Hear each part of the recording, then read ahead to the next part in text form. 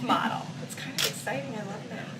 This is like, now I can predict where you're going next. I know, but we get used to like being in our spots. I noticed that. It's kind of disruptive. Sequence. Let's see how good it is. Keeps us on our toes. I like it though. Hello, everybody. Hello, thank you very much. Thank you. Beautiful day. Very good what you're doing. Look at all those empty seats. Never seen it like that. Oh boy, how the world has changed. How the world has changed, right? But it's going to end up being better than ever. I want to thank you very much for being here, and I'd like to update you on the steps we're taking on our ongoing fight to defeat the virus. This morning at 7:55, I spoke to the leaders of the G20, had a great meeting, and we have a lot of different ideas, a lot of good ideas. We're working together. The leaders gathered virtually around the world to discuss the whole subject of the problem that right now 151 nations have got. We had President Alberto Fernandez of Argentina, Prime Minister Scott Morrison of Australia, President Jair Bolsonaro of Brazil, Prime Minister Justin Trudeau of Canada, President Xi of China, President Emmanuel Macron of France, Chancellor Angela Merkel of Germany, Prime Minister Modi of India, President Widodo of Indonesia, Prime Minister Giuseppe Conte of Italy, Prime Minister Shinzo Abe of Japan. Congratulations to Japan on making a great decision on the Olympics. Going to make it next year, 2021. President Andrés Manuel López Obrador of Mexico. I want to thank the President of Mexico for having done such a great job with respect to the military. We have 27,000 Mexican soldiers on our southern border, and very few people are getting through, I can tell you that. We got to keep it that way. And we have a great relationship with Mexico now. President Putin of Russia, King Salman of Saudi Arabia, President Ramaphosa of South Africa, President Moon of, as you know, a country that we spend a lot of time in, South Korea. We're working very hard on that.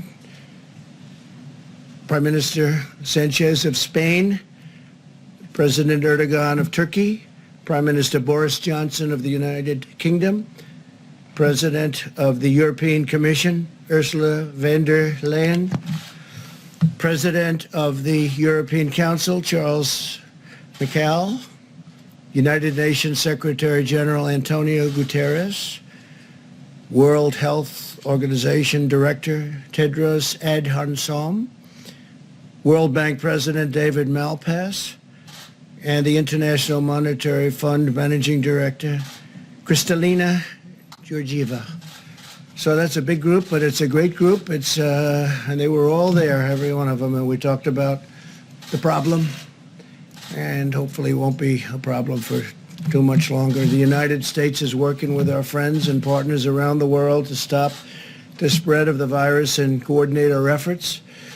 We discussed how vitally important it is for all of our nations to immediately share information and data, and we've been doing that to a large extent, but we'll do it even more so, and to inform our, I guess you could say, form each of us on the fight that we've got going one way or the other. It's a little bit different, but we're handling it a little bit in different ways. But there is great uniformity, I think. It was a terrific meeting, tremendous spirit among all of those countries. You had 20 countries plus the other people that I mentioned, and tremendous spirit to get this over with. After the meeting with the world leaders, I spoke with the governors of our 50 states and territories. Our team has been in constant communication with the governors, and we had a terrific meeting. Somebody in the fake news said that one of the governors said, "Oh, we need Tom Brady." I said, "Yeah." he meant that in a positive way. He said, we need Tom Brady. We're going to do great. And he meant it very positively, but they took it differently. They think Tom Brady should be leading the effort. That's only fake news, and I like Tom Brady. Spoke to him the other day. He's a great guy. But I wish the news could be real. I wish it could be honest. I wish it weren't corrupt. But so much of it is. It's so sad to see. Just so sad to see. We had a great meeting. I tell you what, I'm sure you have tapes of the meeting. I'm sure that you were able to get tapes very easily. So you had 50 governors plus. And if you had tapes, you'd see it was really, I mean, there's no contention. I would say virtually none. I would say maybe one person, there was a little tiny bit of a raising of a voice, a little wise guy, a little bit. But he's usually a big wise guy, not so much anymore. We saw to it that he wouldn't be so much anymore. But he is, we had I mean, I would rate Mike was there. A lot of the folks in the back were there. And it was a great meeting. Took place at about 12 o'clock. So we went from the G20 to the governors. We also spoke about the economic relief with the governors and the package that we're moving through Congress to deliver much needed financial assistance to hardworking families and small businesses. I want to thank Democrats and Republicans in the Senate for unanimously passing the largest financial relief package in American history, 96-0, and I have to say it's the largest by far. And I'm profoundly grateful that both parties came together to provide relief for American workers and families in this hour of need. The House of Representatives must now pass this bill, hopefully without delay. I think it's got tremendous support. When you're at 96-0, and as you know, a couple of those people are quarantined, and one, Rand Paul, he's actually got it. But he'll be better. He's been a great guy. He's been a great friend of mine, actually. The massive $2.2 trillion relief package includes job retention loans for small businesses with loan forgiveness available for businesses that keep their workers on the payroll. It's pretty good. Loan forgiveness. Keep the workers on the payroll. It's pretty good. Direct cash payments will be available to American citizens earning less than $99,000 per year, $3,400 for the typical family of four. Expanded unemployment benefits. The average worker who has lost his or her job will receive 100% of their salary for up to 4 full months. These are things that, by the way, we have plenty more to go, but they're things that nobody's ever had any package like this done. And I just want to thank them. Hopefully it'll get approved equally easily in the House, really. I think it will go through pretty well from what I hear. Virtually everybody. There could be one vote, one grandstander maybe. You might have one grandstander. And for that, we'll have to come back and take a little more time, and it'll pass. It'll just take a little longer. But let's see whether or not we have a grandstander. Critical support for the hardest hit industries with a ban on corporate stock buybacks and tough new safeguards to prevent executive compensation abuse. Over $100 billion for our amazing doctors, nurses, and hospitals. $45 billion for the Disaster Relief Fund, more than doubling the amount available. This is tremendous stuff. $27 billion for the coronavirus response, including $16 billion to build up the strategic national stockpile with critical supplies, including masks, respirators, and all sorts of pharmaceuticals. $3.5 billion to expand assistance to child care providers and child care benefits to healthcare workers, first responders, and others on the front lines of the crisis. And these are really brave, incredible people, I have to say. And some of them are getting sick, and some of them are getting very sick, and some of them don't even recover. They're incredible people. $1 billion for Defense Production Act procurement. We are, as you know, using the act, but we use it only when necessary. We use it as leverage. We generally don't have to use it to accomplish what we want to accomplish. As of today, FEMA has shipped over 9 million N95 masks, 20 million face masks, 3.1 million face shields, nearly 6,000 ventilators, 2.6 million gowns, 14.6 million gloves, and we're sending more every day, and we've got tremendous amounts of equipment coming in. A lot of great companies are making equipment right now. The ventilators, obviously, they take a little longer to make, but we have a lot of companies making them, and we're going to be in great shape. We took over an empty shelf. We took over a very depleted place in a lot of ways. As you know, the testing is going very, very well, and that was obsolete and broken, and we fixed it, and it's been going really good. And I think, very importantly, the stockpile, we're really filling it up, and we fill it up rapidly, but we get it out. Sometimes we have it sent directly to the states instead. And again, the state has to be doing this kind of a thing also. We're sort of a, we look from behind a little bit, and we look at how are they doing, and if they need help, we do it, but it's their first responsibility. Sometimes they just can't get it, but we load it up and we send it out. But if we can, we have it sent directly to the state. We want it to go directly to the point where we want it. I can now announce something that I think is incredible, what they've done in the Navy, because the incredible naval hospital ship, the USNS Comfort, which is incredible actually when you see it inside, will be underway to New York City on Saturday. So it's going to be leaving on Saturday rather than 3 weeks from now. They did the maintenance quickly, and it was going to be there for quite a while longer, another 3 or 4 weeks, and it should be arriving. I told the governor 20 minutes ago, Governor Cuomo, that the ship will be arriving at New York Harbor on Monday. I think I'm going to go out and I'll kiss it goodbye. I'll go to, it's in Virginia, as you know, and I will go and we'll be waving together because I suspect the media will be following. John, are you going to be following? Maybe. You never know, huh? Sir, it's a very important vessel. Great ship. It's a great vessel, is right. So if you want to go, I'll see you there, and if you don't, that's okay. After being fully loaded with medical supplies, it's loaded up to the top, and it's over at the Norfolk Naval Base. That's where it departs. It is expected then to, we're saving about 3 to 4 weeks by the incredible work done by the Navy. And I actually look forward to Saturday to see it go. The ship will arrive, and I believe it's going to get a little bit of a ceremony. It's just something very beautiful about it. It's an incredible piece of work. Going to be landing at Pier 90 in Manhattan to provide hospital surge capacity for the New York metropolitan area. So it's a surge capacity. They may use it for this, or they may have other people coming in from hospitals unrelated to the virus, and then they'll use those hospitals on land. They'll use those hospitals for the virus, but we'll see how they do it. They could do it either way, one way or the other, whichever one is best.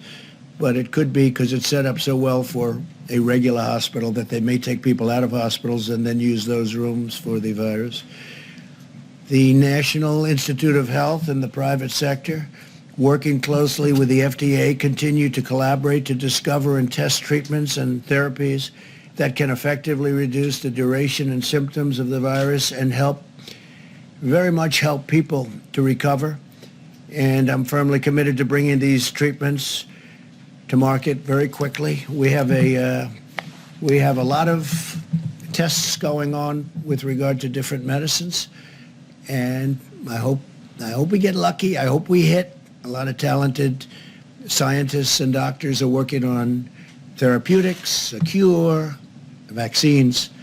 I think we're doing very well. Tony may speak to that a little bit later, but I think we're doing very well with regard to the vaccines. I think we're doing well with regard to a lot of the things I just mentioned, but we'll have to see what happens. We're going to know fairly soon about a lot of them. But it's very advanced, and the vaccines are very advanced prior to, as you know, a fairly reasonably long test period of, in that case, over a year. Every American should be proud of the incredible spirit our country has brought to this effort. It's been incredible. Citizens from all walks of life have come together to turn the tide in this battle. We're witnessing the extraordinary power of American unity like a lot of people have never seen. Even getting a vote. You're talking about trillions of dollars and you get a vote of 96 to nothing. We are waging war on this virus using every financial, scientific, medical, pharmaceutical, and military resource to halt its spread and protect our citizens. I want to express our tremendous thanks to the American people for continuing to practice social distancing like you people are practicing right here. I don't know, this room may never be the same. Maintaining good hygiene and follow government guidelines. Vice President Pence lifts up that card every time. And it's not very complicated, but hopefully you can do that. And your commitment will make all the difference in the world, and that's one of the big ones will be, for a while, stay home. Just relax, stay home. Making a lot of progress. As we continue to gather more information and accelerate the testing, where we're doing record numbers of tests now, far more than any other country has done. I told you yesterday, 8 days here, because you heard so much about South Korea. The media kept talking about South Korea, South Korea. We have a great relationship with President Moon in South Korea. But when I hear so much about South Korea, so in 8 days, we do more testing than they did in 8 weeks. And it's a very highly sophisticated test. We'll be able to deploy even more data-driven and targeted approaches to slow the ultimately, it's a very devastating thing, but we will vanquish this virus, and it's a lot of progress has been made. That's why earlier today I sent a letter to America's governors describing how we will be using the data to update existing guidance on social distancing, which will be developed in close coordination with our nation's public health officials and scientists. Because of the sacrifices of our great doctors and nurses and healthcare professionals, the brilliance of our scientists and researchers, and the goodness and generosity of our people, I know that we will achieve victory and quickly return to the path of exceptional health, safety, and prosperity for all of our citizens. We have to get back to work. Our people want to work. They want to go back. They have to go back. And we're going to be talking about dates. We're going to be talking with a lot of great professionals. But this is a country that was built on getting it done. And our people want to go back to work. I'm hearing it loud and clear from everybody. So we'll see what happens. We're going to have a lot more information early next week, and we'll be reporting that back. But I just want to leave it with you. We have to go back. This is the United States of America. They don't want to sit around and wait, and they'll be practicing. And by the way, a lot of people misinterpret when I say go back. They're going to be practicing as much as you can, social distancing and washing your hands and not shaking hands and all of the things that we talk about so much, but they have to go back to work. Our country has to go back. Our country is based on that. And I think it's going to happen pretty quickly. A lot of progress is made, but we got to go back to work. We may take sections of our country, we may take large sections of our country that aren't so seriously affected, and we may do it that way, but we've got to start the process pretty soon. So we'll be talking to you a little bit more about that next week. And with that, if you have any questions, you could ask, and then I'm going to have Vice President stay behind, and he's going to take questions and also introduce some of the people. You can ask them some questions. John, please. Mr. President,